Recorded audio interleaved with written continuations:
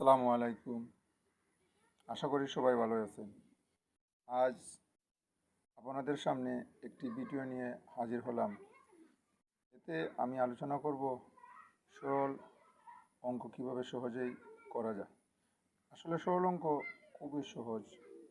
একটি সূত্র জানলে আমরা সহজেই সেই সরল অঙ্ক করতে পারবো। আসুন আজকে জেনে নিই সেই সরল অঙ্কের সূত্রটি। আমরা ভিডিওতে দেখতে পাচ্ছি লেখা আছে সরল অঙ্কের সূত্র। এখানে লেখা আছে ব এ বা গু জু বি, অর্থাৎ আমরা প্রথমে বন্ধনীর কাজ করব। বন্ধনী, তবে প্রথম বন্ধনী, দ্বিতীয় বন্ধনী, তৃতীয় বন্ধনী, এভাবে পর্যায়ক্রমে কাজ করতে হবে। তারপর করব আমরা এর কাজ, এরপর ভাগের কাজ, এরপর গুণের কাজ, তারপর যোগের কাজ, সবশেষে আমরা করব যোগের কাজ। এভাবে যদি আমরা অঙ্ক করতে পারি তাহলে সরল অঙ্ক আমরা সহজেই করতে পারি। আশা করি সবাই বুঝতে পারছেন। আসসালামু আলাইকুম।